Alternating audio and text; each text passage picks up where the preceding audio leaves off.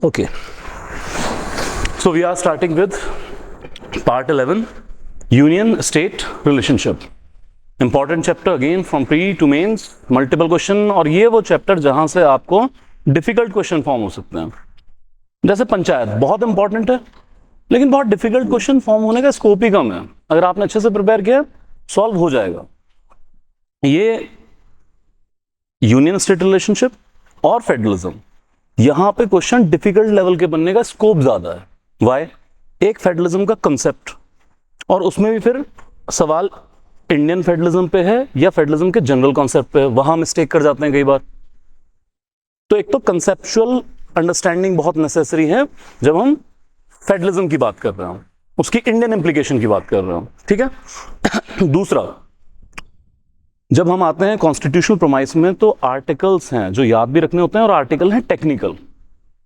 जैसे आर्टिकल 254 में जैसा हम कहते हैं जनरली, फॉर एग्जांपल, कि अगर कॉन्करेंट लिस्ट के ऊपर सेंटर और स्टेट दोनों लॉ बना दें तो सेंटर का लॉ प्रिवेल करेगा, स्टेट का कॉम्प्रोमाइज.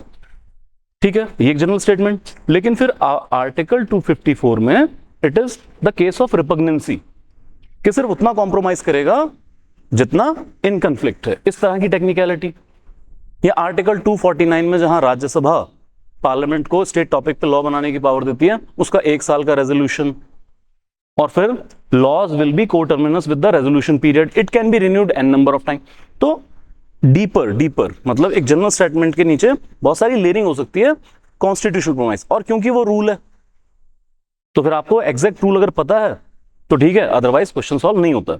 तो कोशिश करेंगे कंसेप्ट क्लैरिटी की और ज्यादा से ज्यादा चीजों को याद भी रखेंगे. क्लियर यहां तक? Starting with union state relation, part 11. This basically comes with the federalism. तो हमने यूनिटरी सिस्टम नहीं रखा है, फेडरलिज्म को अलग से उठाएंगे. यूनिटरी क्या होता है, फेडरलिज्म क्या है, इंडियन फेडरलिज्म क्या है. सो टिल फार, फेडरलिज्म मीन्स जो पहले दो इंग्रेडिएंट हैं, that is duality of government, duality of political setup, and division of power between the dual political setup. तो सेंटर में पार्लियामेंट, स्टेट में स्टेट लेजिस्लेचर. सेंटर में council of minister president, state में council of minister governor. तो बड़ा जरूरी है जब इस तरह का आप सेटअप रख रहे हैं तो डिवीजन ऑफ पावर के लिए तो पार्ट आपको रखना ही पड़ेगा. So we are having like part 11. ये क्या हुआ सर, शुरू होने से पहले ही? चलिए. So full part is dedicated to union state relationship. Clear? चलिए यार, इससे पहले कि हम कॉन्स्टिट्यूशनल प्रोमाइस में एंटर करें और हम देखें क्या हुआ. सेल डाउन हुआ. ओके, चलिए यहां से काम चला. इससे पहले कि हम 3 हेड के अंदर सेंटर स्टेट रिलेशन को समझें, that is legislative head, administrative head and anyone. तीसरा हेड क्या है? Legislative relation, executive relation and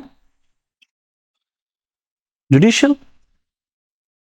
यही गलती आज के बाद आप नहीं करेंगे. एक क्वेश्चन तैयार कर लीजिए. कॉन्स्टिट्यूशन में centre state relation under 3 head is legislative, executive, financial. याद नहीं, हमने कहा था जुडिशरी इंटीग्रेटेड है, सिंगल होल, ऑर्गेनिकली लिंक्ड. तो जुडिशियल रिलेशनशिप वाली यहां कोई बात नहीं है. क्लियर? जो पढ़ा हुआ है उसकी इंप्लीकेशन ऑफ नॉलेज रखा कीजिए. तो इससे पहले कॉन्स्टिट्यूशनल प्रोमाइस में जाएं, थोड़ा सा ये समझ लीजिए कि in India centre state relation इतने कॉन्स्टिट्यूशनल प्रोविजन से गवर्न नहीं होते हैं जितने पॉलिटिक्स से गवर्न होते हैं. तो वो एक अलग एंगल है जो हालांकि आपके मेंस के लिए होगा, लेकिन समझ लें कि हमारे यहाँ जो सेंटर और स्टेट की पॉलिटिकल पार्टीज हैं उनके आपस में क्या रिलेशन है, इस पे ज्यादा डिपेंड करते हैं. जैसे थिंकर्स लिखते हैं कि इंडिया में सेंटर स्टेट रिलेशन 3 तरीके से आप समराइज कर सकते हैं. Number 1, it can be identical.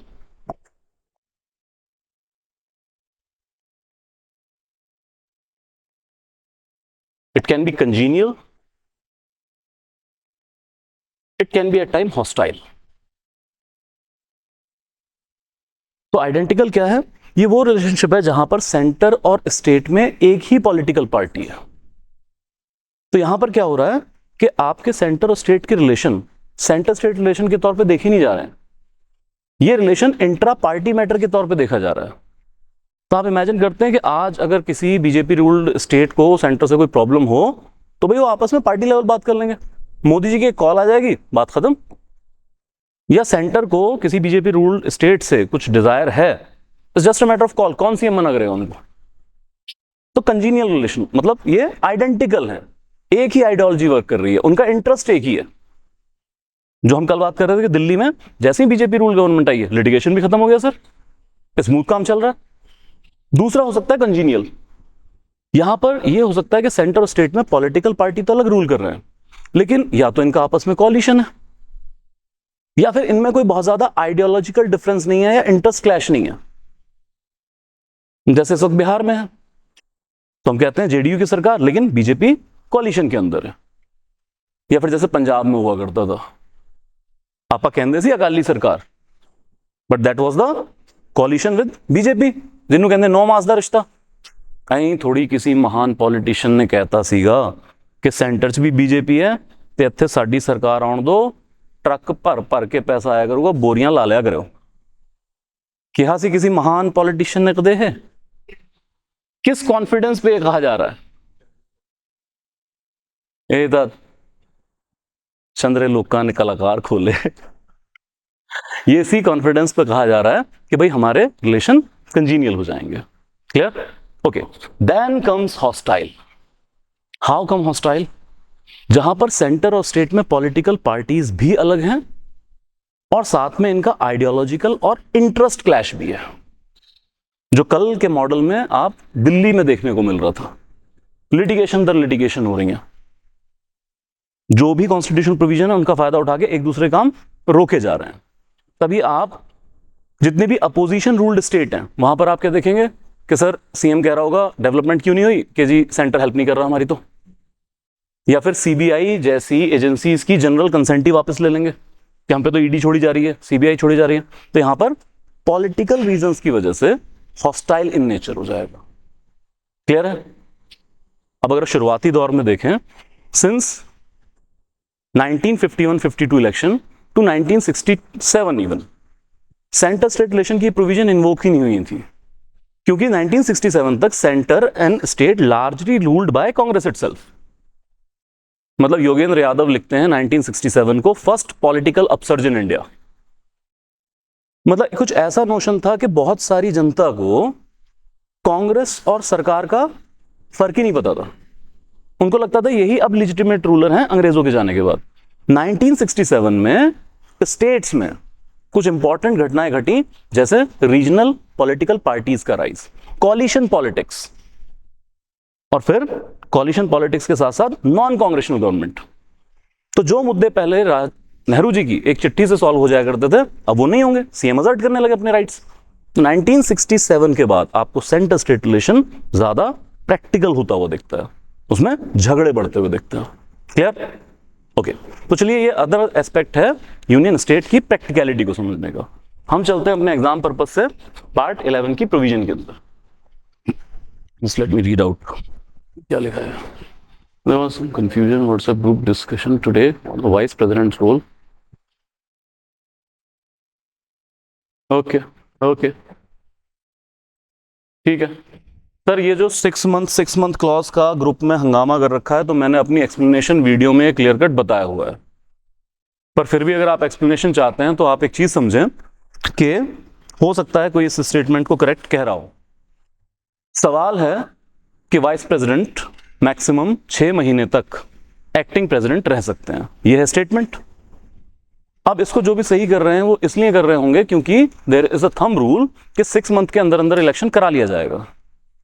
Clear? But sir जिस आर्टिकल में ये लिखा हुआ है कि वाइस प्रेसिडेंट जब एक्टिंग प्रेसिडेंट होंगे उसकी प्रोविजनिंग की गई, और मैंने ग्रुप में वो आर्टिकल भी डलवाया, शायद विकेश सर ने डाल दिया होगा, तो वहां पर 6 महीने वाली बात ही नहीं लिखी हुई है। वहां पे लिखा हुआ है until the successor enters the office. तो मैंने क्लास में भी करवाया था, मैंने वीडियो में भी डाला है, और मैं फिर से रिआइटरेट कर रहा हूं। और आपके लिए इंपॉर्टेंट और ये है क्योंकि पंजाब पीपीएससी एग्जीक्यूटिव ब्रांच के ही एक पेपर में जो पीपीएससी कंडक्ट कराती है, ये सवाल पूछ चुकी है। दोनों ऑप्शन थे, कि कितना टाइम रह सकता है। एक ऑप्शन था 6 मंथ और दूसरा था अंटिल सक्सेसर एंटर्स, तो उन्होंने अपनी ऑफिशियल की में अंटिल सक्सेसर एंटर्स ये ऑप्शन करेक्ट की थी। तो सारी दुनिया कुछ और कहे तो भी अलग बात है, पंजाब आपको तो यही कहना पड़ेगा। तो मैंने ये क्वेश्चन भी प्रीवियस ईयर पे ही बेस होकर बनाया, तो आई एम एम्पली क्लियर। तो मैंने क्लास में भी करवाया, मैंने जो डिस्कशन वीडियोस उसमें भी करा दिया, अब क्लैरिफाई कर रहा हूँ। अब इसके बाद किसी को ये प्रोविजन पसंद नहीं आ रही, मतलब बात दो होती है कि एक या तो बात मुझे समझ में नहीं आ रही है तो वो टीचर सॉल्व कर सकता है, लेकिन दूसरा होता है कि पसंद नहीं आ रही है, तो यार वहां थोड़ा मैं नाकाम हो जाऊंगा, फिर मैं वो आपको पसंद नहीं करवा सकता, ठीक है। बट प्रोविजनिंग क्लियर है, मेरे इस स्टेटमेंट के ग्राउंड्स भी क्लियर है, आप चेक कर लीजिए, एग्जीक्यूटिव ब्रांच के प्रीवियस ईयर पेपर मिल जाएंगे आपको। क्लियर है यहां तक? हाँ भाई RSS, yes sir, yes sir, okay, welcome welcome welcome welcome. चलिए start subject matter distribution. So the very first thing, apart from the provision, there is schedule 7. Schedule 7 में 3 list provided हैं। यार सबसे पहले सेंटर स्टेट का झगड़ा होना था आपस में, तो बोले यार इनके काम ही बांट दो, सेंटर के काम अलग कर दो, किन टॉपिक पे पार्लियामेंट लॉ बना सकता है वो अलग लिख दो, किन पे स्टेट लॉ बना सकता है वो अलग लिख दो। तो जो काम ही बांट दिया तो झगड़ा गाएगा। तो we have created union list, state list and concurrent list as well. तो सबसे पहले जिन भी टॉपिक के ऊपर आपको 2 चीजें समझा, एक नेशनल इंपॉर्टेंस के हैं और इन टॉपिक के ऊपर आपकी डिजायरेबिलिटी है यूनिफॉर्मिटी की, कि सारे देश में एक जैसा लॉ होना चाहिए, तो ये टॉपिक्स आपने डाल दिए यूनियन लिस्ट के अंदर। दूसरा, ऐसे टॉपिक जिसमें डाइवर्सिटी को एड्रेस किया जा सके, कि बंगाल अपने हिसाब से लॉ बना ले, पंजाब अपने हिसाब से लॉ बना ले, तो ऐसी एक रीजनिंग करके हमने स्टेट लिस्ट प्रिपेयर कर दिया। और तीसरा, जहां डिजायरेबिलिटी नीडेड तो है, मतलब ये कि diversity is desirable but not essential, कि यार वैसे तो एक जैसा होना चाहिए बट छोटी मोटी वेरिएशन भी चलेगी, तो वो आपने डाल दिया उठा के कॉन्करेंट लिस्ट के अंदर। यूनियन लिस्ट पे सिर्फ पार्लियामेंट लेजिस्लेट करेगा, स्टेट लिस्ट पे सिर्फ स्टेट लेजिस्लेट करेंगे, और कॉन्करेंट लिस्ट पर दोनों लेजिस्लेट कर सकते हैं। As a matter of fact originally 97 topic थे यूनियन लिस्ट में, जीएसटी अमेंडमेंट के बाद 98 है, then 66 originally in state list, अभी 59, and concurrent list originally 47, right now 52 subject. तो सीधा ये भी स्टेटमेंट आ सकता है कि किस लिस्ट के अंदर कितने टॉपिक्स हैं। सो 98 और 8 52, 98 और 8 52 करके रट्टा मार लेना है। अब आते हैं लाइक कॉन्करेंट लिस्ट की रिपग्नेंसी के ऊपर, इसको यहीं एड्रेस कर लेते हैं। अब वी अंडरस्टैंड दिस थिंग कि कॉन्करेंट लिस्ट पे सेंटर स्टेट दोनों लॉ बना सकते हैं, लेकिन फिर सेंटर का लॉ प्रिवेल करेगा, यहां तक हमें पता है। लेकिन article 254 provides that case of repugnancy. Now what is case of repugnancy? कि state law will compromise only up to the repugnancy, only up to the contradiction with the central law. सारा law compromise नहीं करता है। मान लीजिए किसी एक topic से फॉरेस्ट को लेके, फॉरेस्ट कॉन्करेंट लिस्ट का मैटर है, कॉन्करेंट है भाई, कॉन्करेंट, तो फॉरेस्ट कॉन्करेंट मैटर है।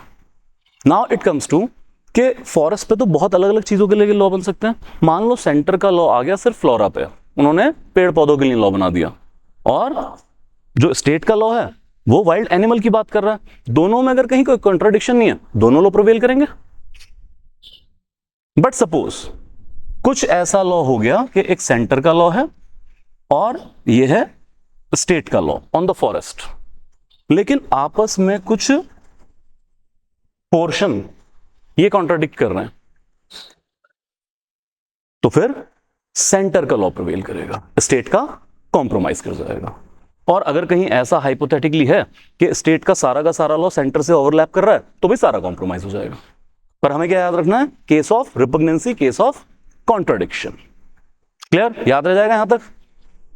क्या कोई ऐसी सूरत है कि सेंटर और स्टेट दोनों ने एक टॉपिक के ऊपर लॉ बनाया, कॉन्ट्राडिक्शन भी है और फिर भी स्टेट का लॉ प्रिवेल कर रहा है सेंटर के ऊपर। कैसी कोई कंडीशन है? हाँ जी, जैसे एनीवन एनीवन एनीवन। तो जैसे मैंने कहा था कि लेयरिंग बहुत है सेंटर स्टेट रिलेशन के आर्टिकल्स के अंदर, सिचुएशंस बहुत क्रिएट हैं, एक सीढ़ी, दूसरी सीढ़ी, तीसरी सीढ़ी।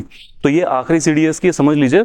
अगर स्टेट लॉ कॉन्करेंट टॉपिक पे प्रेसिडेंशियल असेंट ले ले तो इस केस में स्टेट का लॉ प्रिवेल करेगा सेंटर के ऊपर। Yes yes, with the assent of the president. I repeat, अगर यही कॉन्ट्रडिक्शन का केस है और स्टेट लॉ को प्रेसिडेंशियल असेंट मिल जाए तो फिर स्टेट का लॉ प्रिवेल करेगा सेंट्रल लॉ के ऊपर। पहले बात के बनने वाले लॉ पे कोई फर्क नहीं पड़ता। अब ये बताओ, स्टेट का लॉ प्रेसिडेंशियल असेंट कैसे लेगा? ये तो गवर्नर की असेंट लेता है। सिंपल है, आर्टिकल 200 में गवर्नर के पास रिजर्वेशन ऑफ बिल की पावर है, तो सीएम रिक्वेस्ट कर दे कि सर प्लीज इस लॉ को आप प्रिजर्व कर दीजिए, हमें प्रेसिडेंशियल असेंट चाहिए। क्लियर है यहां तक? Any doubt, any doubt, any doubt? तो इसका मतलब ये लॉ तभी प्रिवेल करेगा जब सेंटर चाहेगा। ठीक है, बस ये चाहे ऐसे याद कर लीजिए, ये होगा at the wish of centre. अगर सेंटर नहीं चाहेगा तो नहीं होगा, लेकिन ये प्रोविजनिंग तो है ना। अच्छा, एक और चीज करेंगे हम।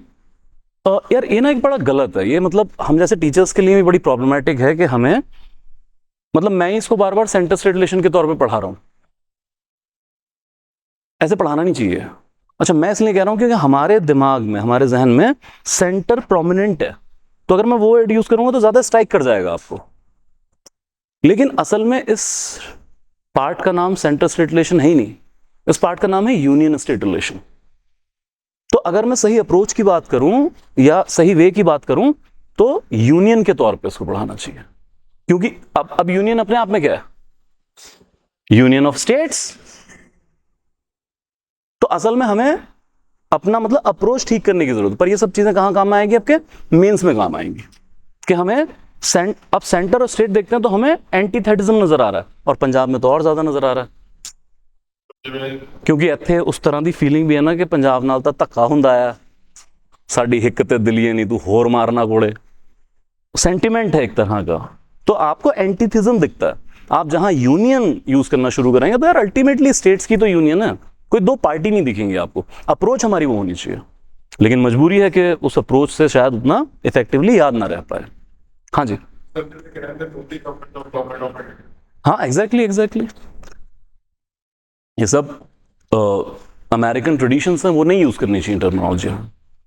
पेपर में मत यूज कीजिएगा प्लीज।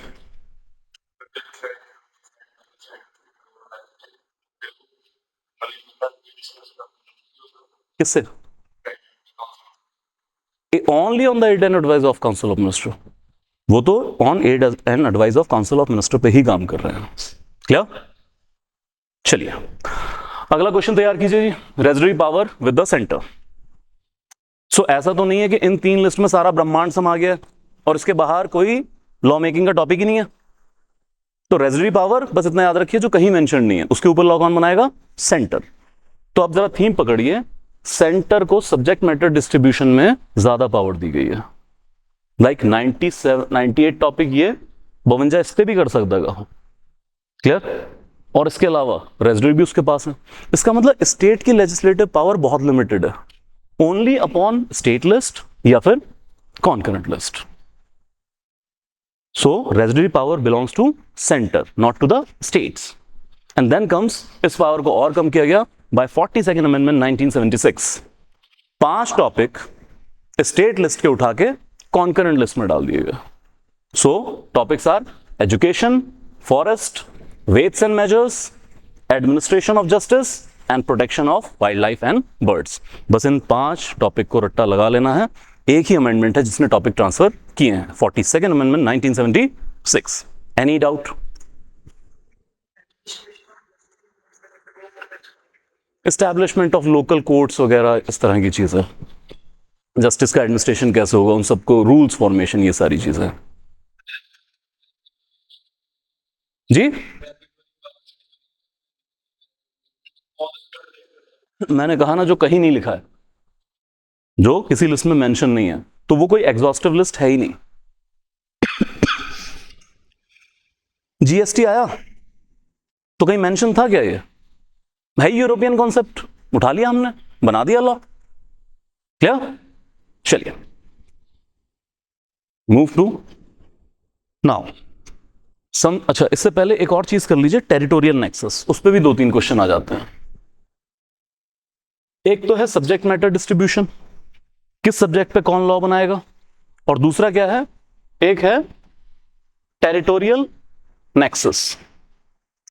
तो इसको 2 तरीके से याद रखिए, मतलब एक, parliament through out the territory of India के लिए लॉ बनाएगी, ठीक है, पूरी टेरिटरी ऑफ इंडिया पे लागू होगा, वेदर स्टेट, यूटीज और एक्वायर टेरिटरी, और स्टेट के लॉ होंगे सिर्फ स्टेट की जुरिस्डिक्शन तक।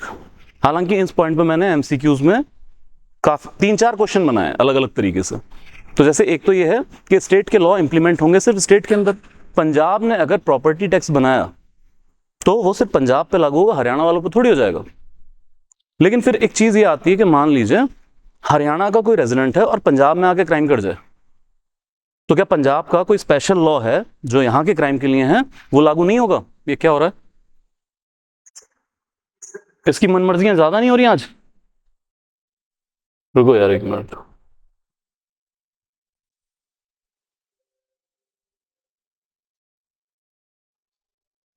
माउस से हो रहा है? नहीं, माउस तो उससे अटैच, इससे अटैच ही नहीं है। जस्ट अ सेकंड, इसको हटा ही दो।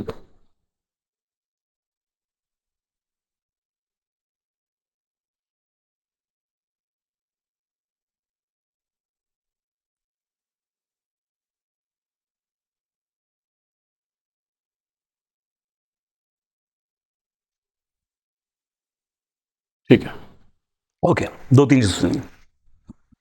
एक ये कि पंजाब के लॉ पंजाब की टेरिटरी पे होंगे, हरियाणा की टेरिटरी पे नहीं होंगे। लेकिन अगर कोई हरियाणा का रेजिडेंट आके पंजाब में क्राइम कर जाए, तो क्या फिर पंजाब का कोई स्पेशल लॉ हो उस क्राइम से डील करने के लिए, तो क्या फिर पंजाब का लॉ उस पर लागू नहीं होगा? होगा, ट्राई करेंगे। यस। तो इसी को थोड़ा और आप क्वेश्चंस में रिफाइन कर लीजिएगा। अगर कोई रीजनेबल नेक्सस है तो फिर आउटसाइड भी हो सकता है। क्लियर? एक point, parliament of India having extra territorial legislative jurisdiction as well. अगर अपनी टेरिटरी से बाहर के लिए कभी लॉ बनाना पड़ जाए, जैसे हो सकता है हाई सी के लिए हम कोई लॉ बना दें, स्पेस के लिए बना दें, या फिर Indian citizen residing in different countries, या जैसे आपने पढ़ा है सिटीजनशिप अमेंडमेंट एक्ट, तो किसके लिए लॉ? पाकिस्तान, बांग्लादेश, अफगानिस्तान से आने वालों के लिए। तो याद रखिएगा, parliament is having extra territorial legislative jurisdiction as well. तो टेरिटोरियल नेक्सस क्लियर? चलिए, अरे तो चलिए आ जाइए आगे। नाउ अभी हमने बात की कि स्टेट लिस्ट पर पार्लियामेंट इंक्रोच नहीं करेगा, ठीक। लेकिन कॉन्स्टिट्यूशन में कुछ सिचुएशंस दी गई हैं जहां पार्लियामेंट स्टेट टॉपिक पे लॉ बना सकता है। Clear? Just a second.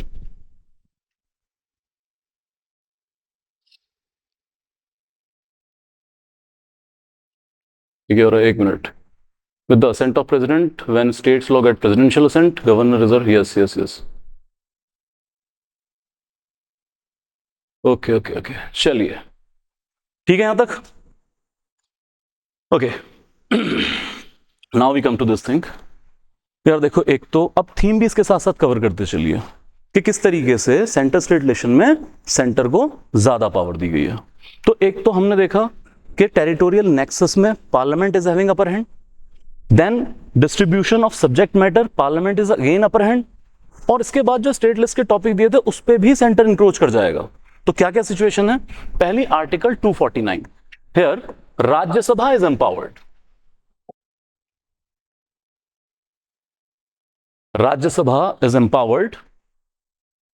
Rajya Sabha अगर किसी भी वक्त एक रेजोल्यूशन पास कर दे by 2/3 majority present and voting, कि it is expedient in the national interest that upon a specific topic of state list, Parliament should legislate for all the states. Now Parliament is empowered to make law for all the states on that topic.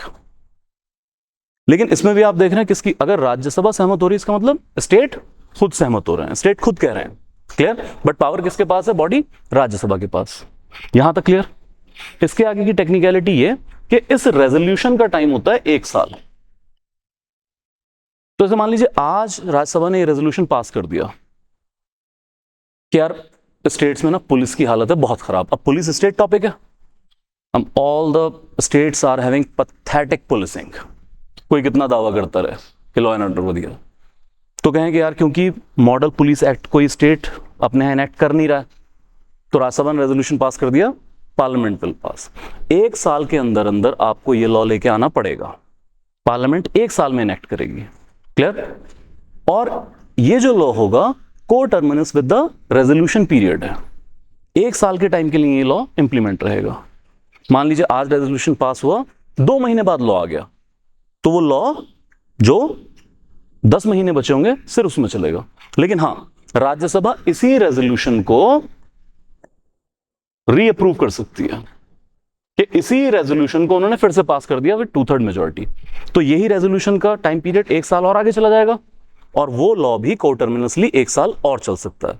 तो मैं कहना यह चाहता हूं कि एक साल करके आप इसको कितना भी आगे चला सकते हैं, एन नंबर ऑफ टाइम तक, इन्फिनिटी तक ये लॉ चल सकता है।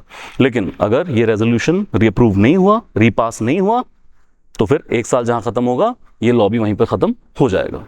Any doubt?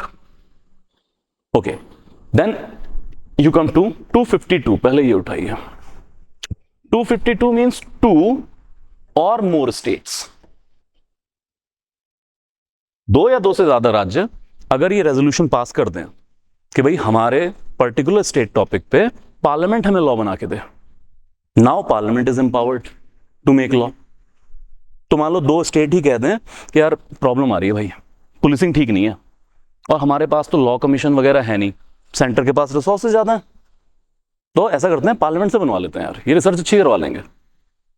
तो 2 या 2 से स्टेट अगर रेजोल्यूशन पास कर दें, यहां गौरतलब बात यह कि एक स्टेट ऐसा रेजोल्यूशन पास नहीं कर सकता, कम से कम 2 या उससे ज्यादा स्टेट लेजिस्लेटिव असेंबली ये रेजोल्यूशन पास करेंगे और फिर parliament is empowered to make laws for those particular state जिन्होंने ये रेजोल्यूशन पास किया। ये सब पे लागू नहीं होता, अदरवाइज तो सिंपल है, 2 बीजेपी रूल्ड स्टेट से रेजोल्यूशन पास करवाएंगे और लॉ बनाएंगे बंगाल के लिए और पंजाब के लिए। सो सिर्फ उन स्टेट पे लागू होगा जिन्होंने रेजोल्यूशन पास किया है, क्लियर। इसका कोई टाइम पीरियड नहीं है, ये आगे चलता रहेगा। हाँ, ये याद रखिएगा, इसमें कुछ चेंज वेंज करना है तो पार्लियामेंट ही करेगी, स्टेट चेंज नहीं कर सकता, अमेंड नहीं कर सकता। एक और प्रोविजनिंग ये कि मान लीजिए आज 4 स्टेट ने रेजोल्यूशन पास कर दिया, उनके लिए लॉ बन के आ गया, बहुत अच्छा लॉ है, वो 1 साल 1.5 साल बड़े अच्छे रिजल्ट लेके आया। तो कोई 5वीं स्टेट है, उसको कहा यार हमें भी ये लॉ चाहिए, तो अगर वो बाद में भी रेजोल्यूशन पास कर दें तो वही बना हुआ लॉ उनके ऊपर भी लागू हो जाएगा। आप इस लॉ की सब्सक्रिप्शन बाद में भी ले सकते हैं, याद रह जाएंगी चीजें। ओके, आ जाइए आर्टिकल 253 पे। Anyone, what is the case?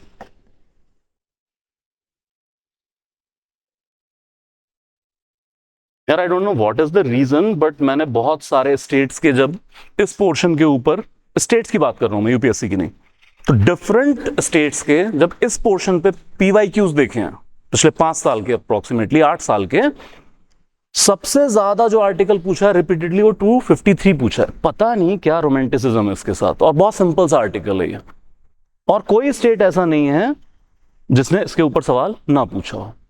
Multiple time बार पूछ रहे हैं, कुछ बार तो रिपीट कर दिया। So what is article 253?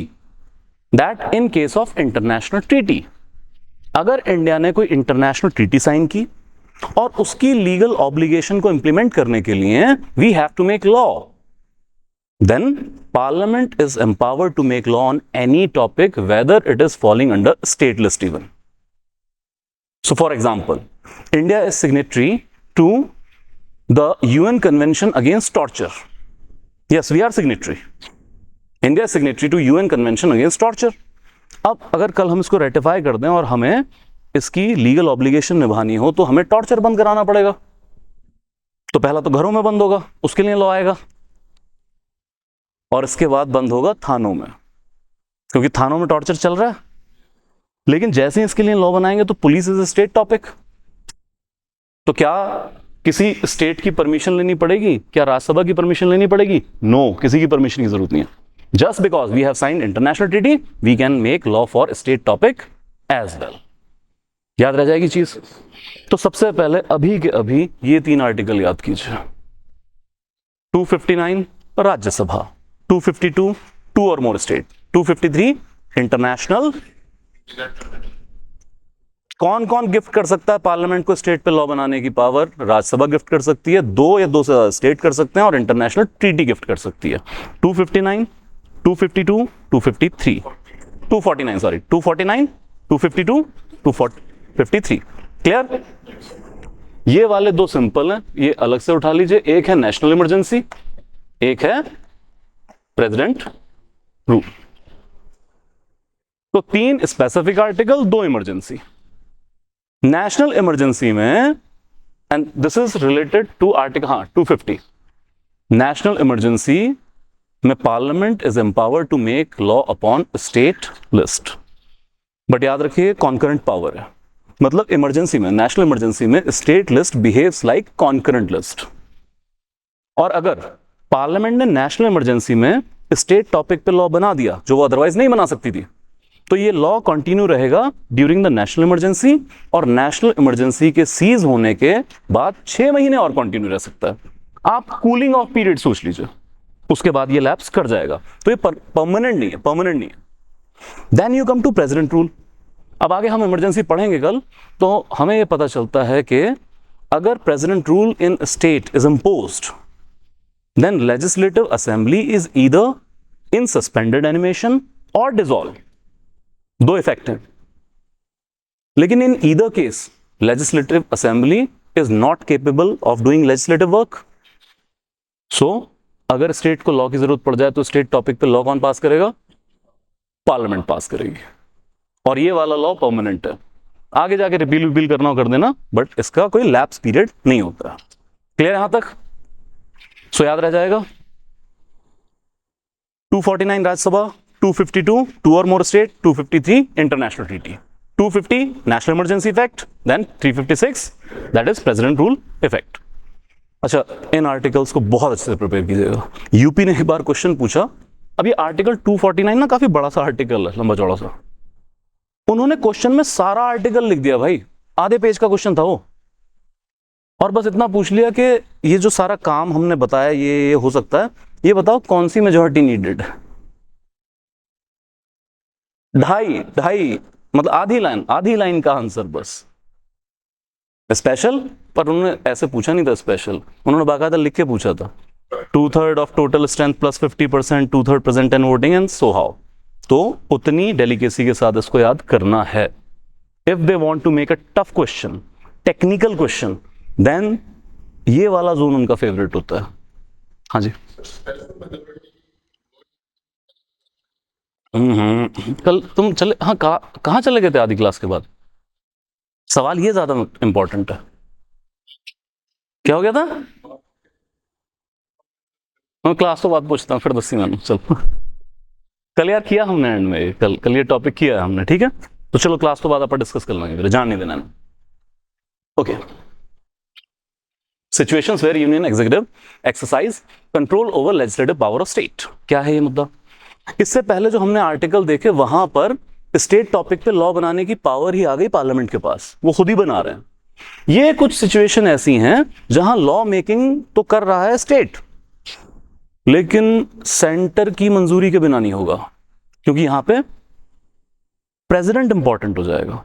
जैसे अगर किसी भी स्टेट को कोई अपना लॉ आर्टिकल 31B के थ्रू शेड्यूल 9 में प्लेस इन करना है। Now what is schedule 9? Closed schedule, और ਇੱਥੇ ਰੱਖੇ ਲਾਅ ਦਾ ਜੁਡੀਸ਼ੀਅਲ ਰਿਵਿਊ ਨਹੀਂ ਹੁੰਦਾ ਹੈ, ਹਾਲਾਂਕਿ ਹੁਣ ਹੋ ਸਕਦਾ ਹੈ ਕੇਸ 1 ਤੋਂ बाद, if they are violating the basic structure of the Indian Constitution। तो अगर किसी स्टेट को अपना लॉ शेड्यूल 9 में एंटर कराना है, तो उनको प्रेसिडेंशियल असेंट की जरूरत है। तो स्टेट की law making power is dependent upon centre. Then article 200, raise your hand without any lip sync. अगर मैंने यहां आर्टिकल 200 लिखा है तो इससे मेरा क्या मतलब है? Raise your hand. Very good, very good, very good.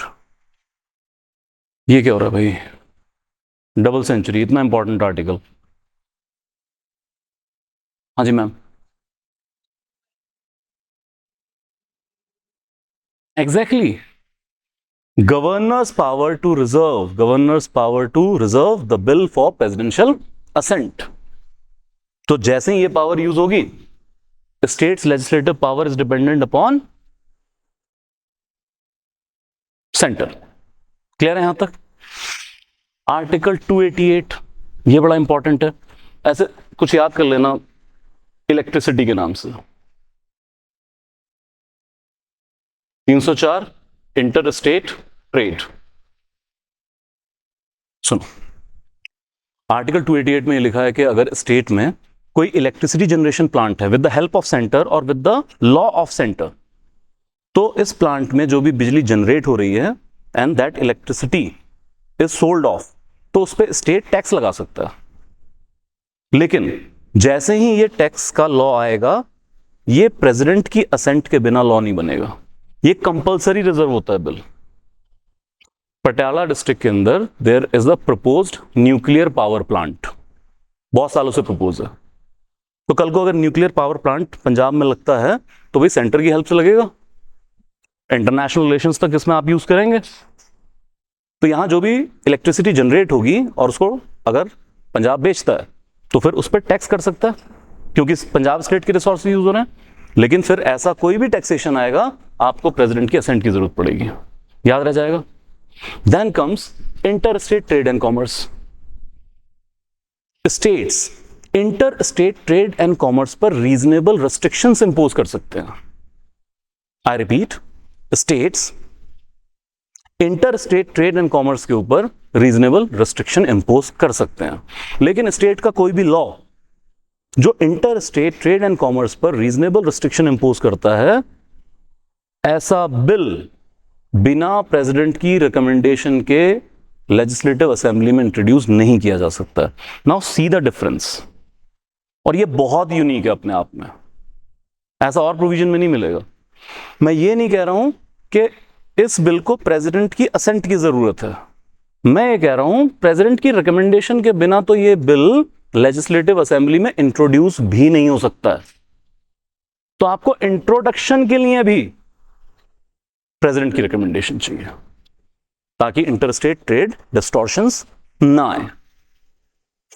SYL issue चल रहा है पंजाब हरियाणा च, पंजाब कहता पानी छड्डो तुक्का नहीं देंगे, नहीं पंजाब तो नहीं कहता, थे एक महान कवि उन्होंने कहा था। अब कल को, अब ज्यादातर जो पंजाब का रोड ट्रांसपोर्ट है वो हरियाणा से होकर गुजर रहा है।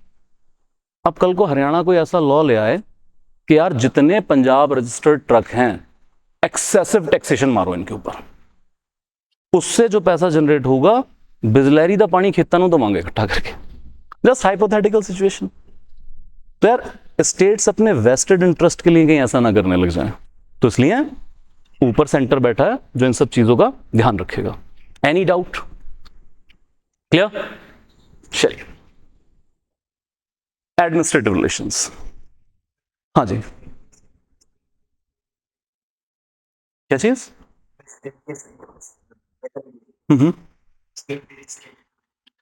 हाँ जी, बिल्कुल बिल्कुल बिल्कुल। भगवंत मान साहब को पंजाब विधानसभा में बिल ऐसा इंट्रोड्यूस करने से पहले प्रेसिडेंट की रिकमेंडेशन लेनी पड़ी। क्लियर यहां तक? ओके, नाउ अच्छा, इसका थोड़ा थोड़ा एनालिसिस आप करते चलिएगा। तो जितनी भी लेजिस्लेटिव प्रोविजन की हमने बात की है, क्लियर कट है that centre is having upper hand, centre is enjoying more power in legislative relations. States की तो पावर उसके आगे कुछ भी नहीं है। क्लियर? चलिए, then we come to administrative relations. अब जितनी डिटेल में लेजिस्लेटिव रिलेशन का चैप्टर लिखा गया, उतनी डिटेल में एडमिनिस्ट्रेटिव रिलेशन का चैप्टर नहीं लिखा गया। ये थोड़ा लूजली वर्डेड है, ज्यादातर गाइडलाइंस हैं कि आपको ऐसा करना है, आपको ऐसा नहीं करना है। Clear? So here it comes, administrative relation के अंदर पहले दो आर्टिकल पकड़ लीजिए, 256, 257. सो स्टेट अपनी एग्जीक्यूटिव पावर, मतलब जो स्टेट की सरकार है वो अपनी एग्जीक्यूटिव पावर ऐसा इस्तेमाल करूगी that it complies with enactment of the parliament. Parliament दे लॉ उत्थे लागू हो सकन. सेकंड, स्टेट एग्जीक्यूटिव आपकी एग्जीक्यूटिव पावर इस तरीके नाल इस्तेमाल करूगी that it does not impede the executive power of the union. So can I say that executive power of the state is underneath the legislative power of center and executive power of center. अंग्रेजी ज्यादा होगी. सुनो, मैं इत्थे कह रहा enactment of parliament, parliament दे law implement करने हैं. एग्जीक्यूटिव पावर इस तरीके नाल इंप्लीमेंट करनी है कि सेंटर दे लॉ लागू हो सकन. किसान कानून आए सी, ठीक है, वो आर्टिकल के चलो वापस ले ले, पहले सरकार ले नहीं सी. जस्ट हाइपोथेटिकल कि अगर वो लॉ वापस ना लिए गए होते तो Rajasthan Vidhan Sabha and as far as I remember Punjab Vidhan Sabha ने भी रेजोल्यूशन पास किया सीगा कि ये लॉ असी स्टेट्स लागू नहीं करांगे.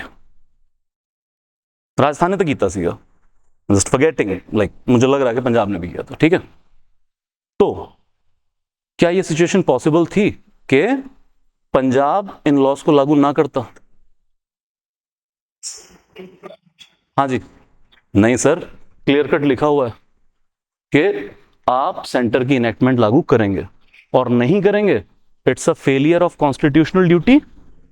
ऊपर बैठा है फिर आर्टिकल 356. गई सरकार, हुण समझाया?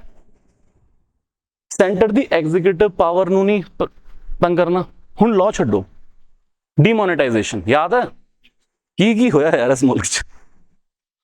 8 नवंबर 2016 8 बजे आगे कहते आधी रात तो बाद 1000 और 500 के नोट. अब ये डीमोनेटाइजेशन कोई एक्ट तो नहीं पास हुआ ना, एग्जीक्यूटिव कैपेसिटी में ऑर्डर है ये.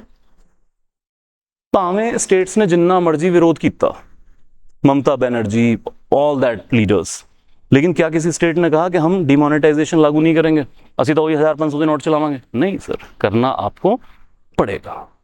क्लियर है यहां तक? ओके, चलिए. Then article 258, president can make use of state machinery to enforce its laws with consent of governor as well. ये है डेलीगेटेड लेजिस्लेशन या डेलीगेटेड एग्जीक्यूटिव फंक्शन का काम.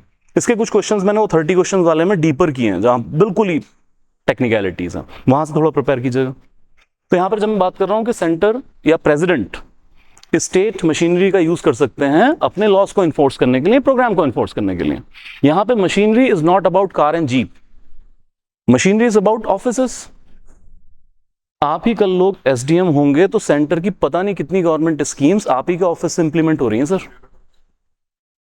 डीसी, कौन सी ऐसी स्कीम है जिसका कनेक्शन डीसी ऑफिस से नहीं होता, और वो चाहे सेंट्रल सेक्टर स्कीम हो चाहे सेंट्रल स्पॉन्सर्ड स्कीम हो, तो स्टेट मशीनरी का यूज कर सकते हैं.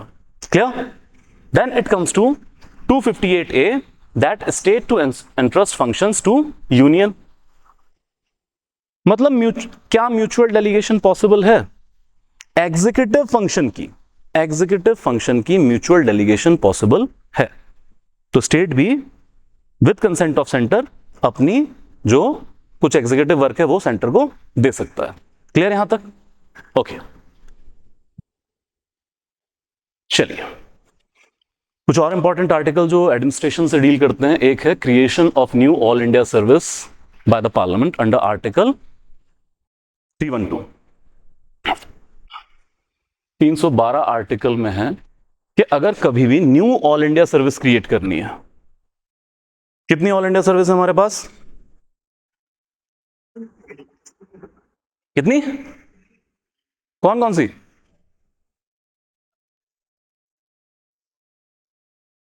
बस.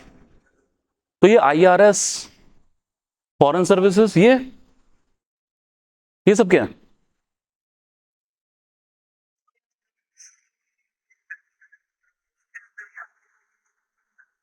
ऑल इंडिया सर्विस में नहीं आती हैं. IAS, IPS, forest. Three all India service. Okay okay okay, simple समझ लीजिए, एक ही पेपर होता है लार्जली, प्री मेंस इंटरव्यू एक ही जैसा है, फॉरेस्ट सर्विस अलग है, उसका मेंस अलग होगा, क्वालिफिकेशन भी थोड़ी डिफरेंट मांगते हैं, लेकिन इन सारी सर्विसेज में कैटेगराइजेशन है। तो तीन सर्विस है हमारे पास जिनको ऑल इंडिया सर्विस कैटेगराइज किया जाता है, IAS, IPS and forest services. Rest are central services, ठीक है, वो सेंटर की कमांड में होते हैं बेसिकली। ऑल इंडिया सर्विस वालों को स्टेट कार्डर अलॉट होता है, और भी कुछ डिफरेंसेस हैं। तो मैं ये नहीं कह रहा हूं कि वो सारी सेंट्रल सर्विसेज, वो तो एग्जीक्यूटिव कैपेसिटी में भी क्रिएट हो सकती हैं। तीन ऑल इंडिया सर्विस जो हैं, तो ऑल इंडिया सर्विस की कैटेगरी में नई क्रिएट कर रही हूं। सपोज कि यार एजुकेशन का बहुत बुरा हाल है, तो एक नई सर्विस शुरू कर रहे हैं, इंडियन एजुकेशन सर्विस, क्या, या Indian medical and health services, IMHS, कुछ भी ऐसा बना रहे हैं। तो ये बनाने के लिए एक तो पार्लियामेंट्री लॉ की जरूरत है, और उससे पहले राज्यसभा से रेजोल्यूशन पास करवाना पड़ेगा। तो राज्यसभा रेजोल्यूशन पास करेगी, फिर parliament is empowered to create new all India service by law. और इसी में एक फैक्ट और जोड़ लीजिए कि ऑल इंडिया जुडिशियल सर्विस भी क्रिएट की जा सकती है, और यह वर्ड ऐड किया गया था बाय 42nd अमेंडमेंट 1976। तो अभी तक जुडिशियल सर्विसेज के लिए क्या है, स्टेट लेवल पे एग्जाम कंडक्ट कराया जाता है PCSJ के नाम से, लेकिन कोई ऑल इंडिया जुडिशियल सर्विस नहीं है आपके पास। लेकिन यहां पर स्पेसिफिक वर्ड है, ऑल इंडिया जुडिशियल सर्विस भी क्रिएट की जा सकती है। हाँ जी, 42nd अमेंडमेंट 1976, इंदिरा मैम, यहां तक क्लियर? चलिए, आर्टिकल 261 जिसको कहा जाता है full faith and credit clause. इसका सिंपल सा ये है कि एक स्टेट के ड्यूली रिकॉग्नाइज्ड पेपर, जाली नहीं, ड्यूली नोटिफाइड पेपर्स, वो दूसरे स्टेट में भी प्रॉपर वैलिड होंगे। पंजाब से ड्राइवर लाइसेंस आपने बनवा लिया, आप कर्नाटक में कार ड्राइव कर रहे हैं, तो वो ये नहीं कहेंगे हम पंजाब के लाइसेंस को मानेंगे नहीं। आपने किसी भी स्टेट बोर्ड से 10th 12th की, तो बाकी सारे स्टेट में और सेंट्रल पर्पसेस के लिए भी उसको फुल फेथ एंड क्रेडिट दिया जाएगा। This is about cooperative federalism as well. Then you come to article 262, inter state river water dispute tribunal. हमने पहले भी कहा था कि आर्टिकल 131 की जुरिस्डिक्शन में नहीं जाते हैं interstate river water dispute, rather it goes to the tribunal, अलग से व्यवस्था की गई है। And further article 263 that president may appoint interstate council. कभी भी अगर कोई ऐसा टॉपिक है which is of common interest among the state and between centre and states, उस टॉपिक को लेके प्रेसिडेंट साहब इंटरस्टेट काउंसिल स्टैब्लिश कर सकते हैं। Further you come to appointment of governor, जजेस in high court, also vest with the center, which is a critical angle in center-state administrative relations. Any doubt? Examples, can you which state can entrust center? Executive function, किसी भी तरीके का हमारे state के highway का रख रखाव कर लीजिए आप, ठीक है जी, या हमें किसी और टेक्निकल काम में हेल्प कर दीजिए आप, that can be matter of fact. Article 255 से भी आप ड्रॉ कर सकते हैं इस चीज को। अगर स्टेट में लॉ एंड ऑर्डर की प्रॉब्लम खराब है, आप तुरंत CRPF को बुला लेते हैं, आप तुरंत ITBP को बुला लेते हैं। तो लॉ एंड ऑर्डर सिक्योरिटी तो स्टेट की जिम्मेवारी है, आप किसकी हेल्प ले रहे हैं? सेंटर की हेल्प ले रहे हैं। That can be example. वो सेंटर की ड्यूटी भी है, 255 में देख लेंगे उसको। क्लियर यहां तक? ओके, चलिए, now we come to financial relations, which is also called as fiscal federalism। यार वो कहते हैं ना, किसी बंदे ਨੂੰ ਬੰਨ ਲਿਆ ਤੇ ਬਹੁਤ ਕੁੱਟਿਆ ਤੇ ਉਹ ਬਹੁਤ ਦਲੇਰ ਸੀਗਾ, ਉਹਨੇ ਸੀ ਨਹੀਂ ਕੀਤੀ, ਪਰ ਇੱਕ ਪੁਆਇੰਟ ਤੇ ਆ ਕੇ ਉਹ ਇੰਨੀ ਕੁਟਾਈ ਹੋ ਗਈ कि चीख ही निकल गई। फाइनेंशियल रिलेशन वो पार्ट है जहां स्टेट्स की वाकई में चीख निकलती है। ये वो पोर्शन है जिसको पढ़ने के बाद फेडरल थिंकर लिखते हैं that Indian states are mere municipalities. Federal thinker जो फेडरल सिस्टम के सपोर्टर हैं, वो कहते हैं Indian states are mere municipalities, not worthy to be called as state even. क्योंकि फाइनेंशियल रिलेशंस में स्टेट के जो फाइनेंशियल ऑटोनॉमी है वो काफी कॉम्प्रोमाइज्ड है। देख लेते हैं कैसे। So let's go just on a stats base. Union list में 13 ऐसे टॉपिक हैं जिन पे टैक्स लगाया जा सकता है। स्टेट लिस्ट में 18 ऐसे टॉपिक हैं। कॉन्करेंट में ऐसी कोई स्पेसिफिक एंट्री नहीं है। अब नंबर देख के तो लग रहा है कि स्टेट के पास ज्यादा टैक्स टॉपिक है, लेकिन जब आप इसका डीपर एनालिसिस करेंगे, वो सारे टैक्स टॉपिक जो क्रीम टैक्स टॉपिक्स हैं, जिससे ज्यादा पैसा आता है, वो यूनियन लिस्ट के अंदर कॉर्पोरेट टैक्सेशन, ह्यूज मनी। तो स्टेट लिस्ट में ज्यादातर एंट्री ऐसी है जिससे ज्यादा पैसा नहीं आता है। और दूसरा, कुछ ऐसे टैक्स टॉपिक्स हैं जिसको इंप्लीमेंट करने में खुद स्टेट हेजिटेट करता है। एक हद से ज्यादा आप बढ़ा नहीं सकते हैं। लैंड रेवेन्यू, किसानी का मामला, एक हद से नहीं बढ़ा सकते आप। क्लियर? ओके, देन ठीक है, जीएसटी तो अलग से उठा ही लेंगे। इसके अलावा needless to say residuary tax topic lies with the centre. क्या? Okay, now come with union finance commission, और फिर यहां से फिस्कल फेडरलिज्म की तरफ बढ़ेंगे। तो very important body union finance commission. अब पंचायती राज याद करके बताइए भाई, यूनियन फाइनेंस कमीशन का काम क्या है, जल्दी। कल ही किया हमने ये।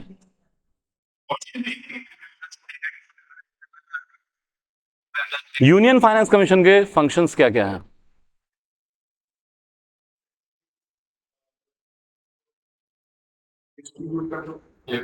कलेक्ट तो ये नहीं करेगा।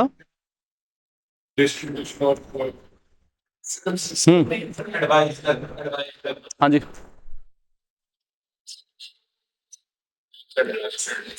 ठीक है ठीक है ठीक है ठीक है, हाँ जी।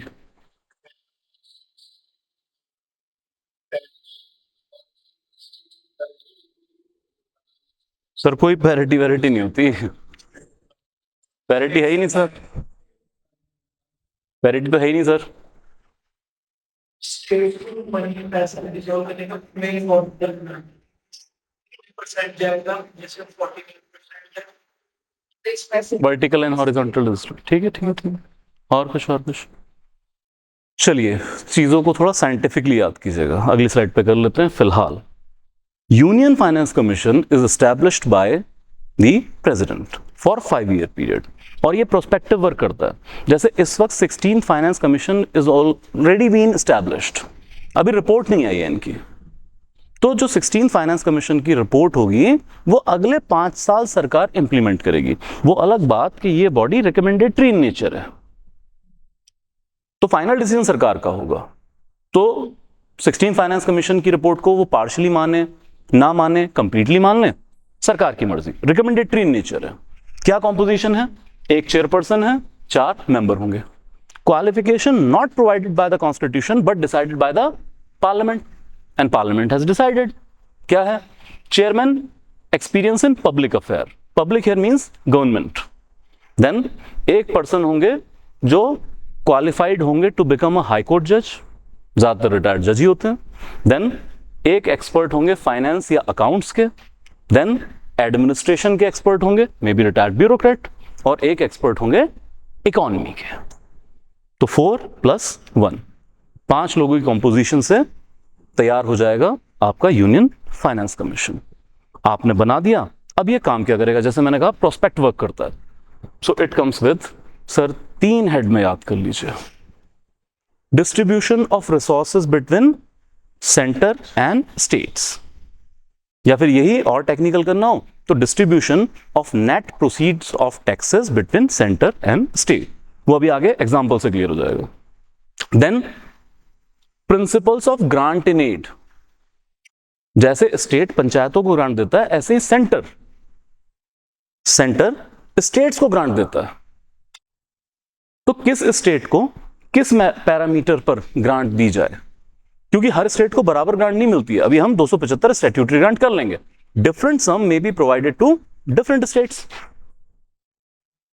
सो ग्रांट इन एड के प्रिंसिपल सजेस्ट करने का काम करेगा।